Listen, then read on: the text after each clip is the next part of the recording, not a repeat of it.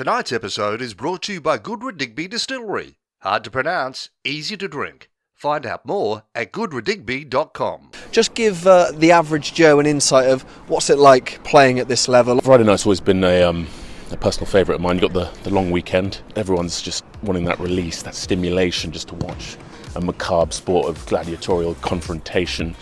And you feed off that as athletes. Like, you love it. Love it. Love it. Love it. Love it. Love it.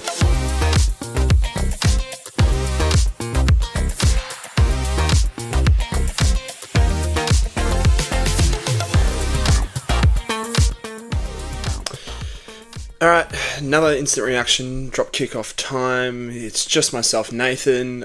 Apologies, we were trying to get Finn on, but just too much issues with scheduling around. Like, I had to move my accommodation from where I was originally staying in Brighton up to London, so that kind of threw timings off. Like, as I'm recording this, it is midnight Sunday. It's kind of all sort of had enough time to process. But yes, instant reaction. England against the Wallaroos. England 47-7 winners. Look, if you're just looking at the scoreline, you would think they got blown out, the Australians. It was actually a really good game. One of the weirder feelings after a 40-point loss, because, like, for those context who might not have known, essentially, we knew the Wallaroos and USA were going to be tied on points difference heading into this game. It was like, by how much? So it was a nervous wait for the USA-Samoa game. The original gap was 135. The USA took 60 out of that to bring it down to 75. And yeah, it was just never in doubt. The Wallaroos' first 30 minutes was exceptional. They were on fire early. And I'll get to the crowd later, but it's something nice when you can all of a sudden sit there and you can see the English people go, oh, this is not going how we thought, because they were superb. Adiana Talakai opening the scoring. The defensive work was exceptional. They forced so many mistakes. They rattled the defending player of the world in the world, Ellie Kildunn. She was well off her game today, and that's because they put the pressure on her early and just absolutely gave her no time and space. And, well, yes, ultimately she came off the field due to a HIA. She was playing well below a standard, and that was because of the work the Wallaroos girls were doing. So, like, full credit to them. They were exceptional. But ultimately, once again, they switch off before and after half time, and England just cooked them.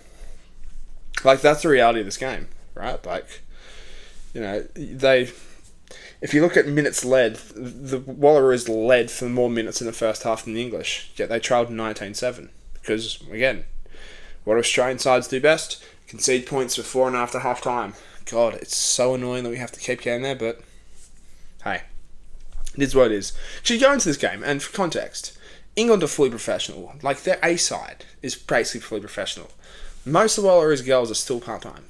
So you go in there knowing, look, whatever effort you can put in, be unreal. And yeah, they just came out and just gave it to them. Like, first half of the game missed 4 tackles. England, for comparison, the team that was, you know, best team in the world, all that, had 7 players in the first half who'd already made double-digit tackles. Alex Matthews, the number 8, 9. Meg Jones, 8. Like, they threw everything at him, and Cred's defence had stood up. Like, the Wallaroos could just make 1 or 2 more of those chances. They were in with a real shot of just disrupting it. But ultimately, the Red Roses are the best team in the world for a reason. They go to, I believe it's 29 wins in a row, a world record tying effort. Yeah, they're the benchmark. They just, like, they were off their game. They were put off their game, but all it took was like little moments of mistakes, where it was like a poor exit kick, a loose pass from Sam Wood that Fatima Maleka tries to grab off the ground, sprays out, they score instantly. Maleka goes to the bin for a high shot, they score 2 tries. They just sort of worked their way into field position, and their forwards just rumbled over. They were just kept it in tight, and I think 6 out of 7 tries came from the forwards. I think 4 or 5 of which came through the tight 5, which, look, I can appreciate that. I sold over from the tight 5, and the piggies getting on the board, saluting in that regard, but Look. Tough to beat England. It's going to be tough all tournament, but yeah, there's some serious positives. Because like now it's like, so they did the same thing in the second Australia Cup game against New Zealand. So we, in terms of pushed them 30, 35 minutes, made them look like shit, whilst just turning up in defence and just couldn't pull it off.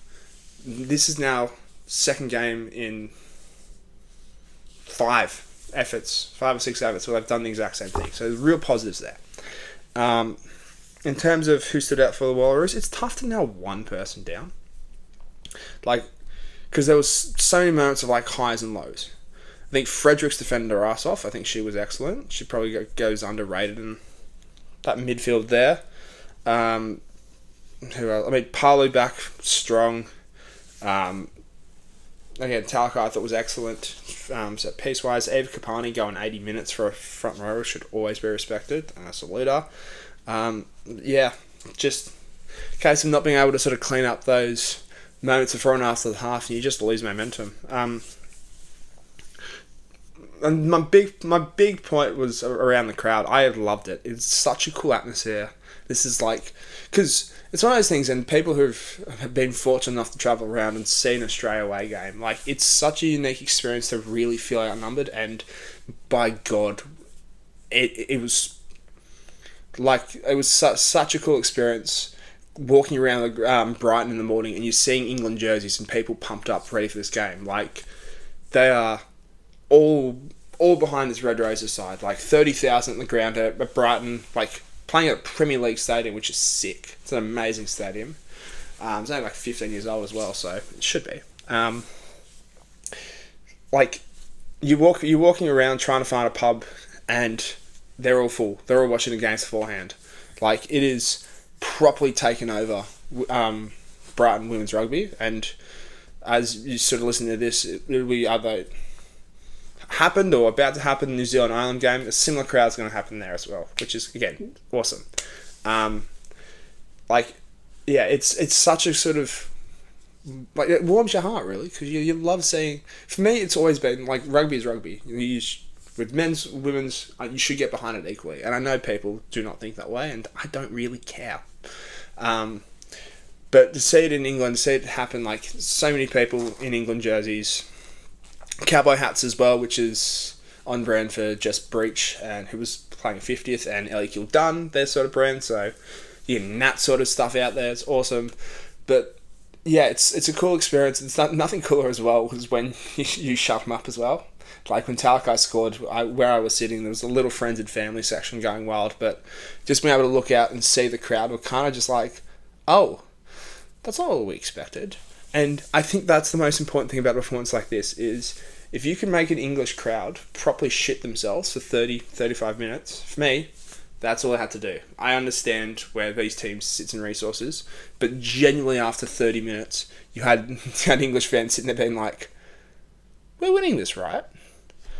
Like, again, sensational effort from the Wallaroos in the first half, but yeah, it's a shame they just couldn't carry on because this just looks like a thumping from the outside looking in, and it really wasn't. But yeah, I guess other talking points. Yeah, Princess Catherine in the stands. Like, yeah, I wasn't expecting that. It's one of those ones, like, from my perspective, I walk to my seat and I just see all these cameras pointing up, and you're like, alright, what's going on here? And she was just all of a sudden, like, right above us. It was amazing. She spoke to the Wallaroos girls after the game. If you want to see that chat, go to their socials. It's heartwarming, and they were all, when I was asking about them, they like instantly lit up, like sort of back at school. It's such a cool experience for them, I can imagine, and just having the support of the Royals in this time. I mean, you had Catherine at this game, William at the Wales-Fiji game, again, bringing the Prince of Wales, even though, again, shout out Fiji. Fiji continues to make life so hard for Wales fans. Fuck me, I feel for you. And also, how are we the one loss in the past 10 games? That just baffles me. But yeah, Fiji taking down Wales. Big result. Lovely result for Fiji, even though it didn't matter for their pool stages. But yeah, like having royal families, members of the royal family rock up to this game, like it just shows you how big of a deal England rugby is, and England women's rugby is. Like, and like everybody's so lovely around the ground. Like it's again, I love to say like, oh, hostile territory, go in there, you just embrace it. Like you try to sort of fire that up in you, but everyone's so nice, and you're just like, I can't really like your Poms, but I can't really hate you that much. I'm lying, of course I can still hate him. So, what does this mean? Wallaroos into the quarterfinal, they will face Canada. At Green and Gold Rugby, we love nothing more than celebrate a great Aussie success story. And Goodwood Digby Distillery is one of the most exciting ones around. They're shaking things up, literally, by maturing their spirits in Aussie hardwood cubes instead of old school barrels. With infused flavours of ironbark, jarrah, even Tasmanian blackwood, that's about as uniquely Aussie as it gets. Not into malt? No worries. They've got a whole range, from Australian gins to grey gum vodka and even blackwood rum. No matter what you taste, there's something for everyone. Just head to goodwooddigby.com to place your order. And here's a special offer for Green and Gold Rugby fans. Use code GAGR20 at checkout for 20% off. Or click the link in the episode description. Goodwood Digby. That's good, ra, dig, be. Hard to pronounce, real easy to drink. And remember, drink responsibly. Canada did a number of them on them earlier in the year, 45-7. They rattled the Wallaroos earlier. And that's been a problem in the past couple of years, is if you can get early points on them, they can just lose their heads and sort of everything falls out the window, as I said. The key's the start. The key's not only the start, but back it up this time, because there was quality. There was enough quality there that could say, hey, this team can disrupt Canada, who have had patches of, I don't want to say poor form, but stuff where they've just gone away from their best, which, when they're at their best, they can win this tournament. They can absolutely win this tournament. One thing I do want to say, I forgot to mention during it, if a Canada or a New Zealand are going to win this tournament, it's the kicking game that they can really exploit of England, because, geez, again, Sam Wood, Fatama Leka, Caitlin Halls, exceptional kicking games. I think 350-22s in the first 30 minutes. Like, there was always space in behind. Like, again, continue with the theme before, Kildun, admittedly, according to Coach John Mitchell, was just out of place. And they exposed it every time. They exposed the fact that she was favouring one side than the other and just pegged that side every time. Just found space, kept recycling ball, even though they couldn't do anything with it. But okay, on to Canada. Canada, funnily enough, also an amateur side, but like, although they have so much resources in the women's game, because let's face it, it's a lot easier to catch up with the women's game than the men's game. That's the reality of it. And they're a really tough team. Like, the Wallaroos will go in as heavy underdogs, but I saw enough today which says if you can keep that going for 50, 60 minutes, crazy things have happened, right? Crazy things have happened. So yeah, I guess to recap further stuff, you look at third of quarterfinals, and this is where you kind of have to just guess at this point with when I'm recording, because we know some of them, like England, Scotland. England are winning that. It's gonna happen. That's the thing. England are just so much better, and even with Kildun probably out with a HIA, had a bottom him in doubt, but I think that's just a spasm she came up with early in the first half. They didn't seem too concerned about that. They're still winning that. Tomorrow's game's still up in the air, but I will essentially work on under the guise that France and New Zealand finish top, which would be New Zealand, South Africa. If I'm making a prediction now for the quarterfinal, which again, we could record an actual quarterfinal preview, don't know, but I'm going to make one right now. New Zealand will be too strong for South Africa. South Africa have been a cool story in this. Like, they played the Wallaroos in last year's WC2, and like, I tip my cap to them. They were a very powerful side, and they were almost like a mini USA in the way they were just able to throw their big, powerful runners just constantly into those. It's like 1 off, 2 off from the ruck, and just make space. And yeah, beat Italy, get themselves in the quarterfinal, which is a huge result. They've rested a bunch of those players to play France, so I think they're going to get dog walked, but they've been proven wrong before. And then New Zealand, Ireland. Ireland have a great record over New Zealand, but I feel like this is just New Zealand's time to punish them, so that's probably what's going to happen, which, again, means you probably have an Ireland-France quarterfinal. This feels like one that can go either way. Like, I'm not convinced on the French, just because it's a World Cup and I'm never convinced on the French.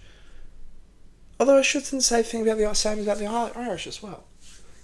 I don't know. It might just be something about the Irish. I like the Irish. I think they've got something about them. If they get that back row away for back as well, like she's a key part of that team. So depend on when she gets back. So there's probably quarterfinals. Yeah. I'm trying to do maths in my head. It's not good. I think it's a 1 a.m. Sunday quarterfinal for the Australians against Canada and Bristol. Ashton Gate to the Bristol Bears. So yeah, keep the good times rolling. It's funny. It's sort of day for me started. Fuck, more maths. Shit. 19 hours ago with the Wallabies Argentina, and that was a great tone setter. We essentially went from that to All Black Springboks, and then a quad box of Women's World Cup games, which, again, amazing. And yeah, it just continues tomorrow as well. It's just action keeps rolling through, which is great. Long may it continue. Yeah, there's been a bit more of a rambly one. I don't know. You've kind of got, like, again, there's a bit of a demon hours right now. Like, I don't even know what I'm saying, but again, summarise reaction from this game. Great first 30 minutes. Very average 50 minutes. If that 30 minutes rocks up against Canada, they're in a shot. If that 50 minutes they finish with rocks up against Canada, it'll be the same results as the Pac 4. Yeah, keep following along for more Wallaroos stuff. Rugby.com.au, and yeah, I'll see you the next time round. Whether we record one during the week, try and drag Finn or someone else along to record a general preview, or just talk shit. We'll wait and see. I'm sure if you haven't listened to our Wallabies Argentina preview yet, reaction. Listen to that, and yeah, see you the next time around. We've got another week to get back on the horse and take that horse to the water, and you can ask that horse, you can say, hey horsey, do you want to have a drink or do you want to swim? Yeah, and it's up to that horse to then realise what he wants to do in his life. So we're looking forward to, like I say, getting back on that horse. And are you looking forward to getting back on the horse 6 months since we last saw you? I don't like horses, I can't ride. Give myself an uppercut. Tonight's episode was brought to you by Good Redigby Distillery, uniquely Australian and proud of it. Cheers to supporting local. Visit goodredigby.com.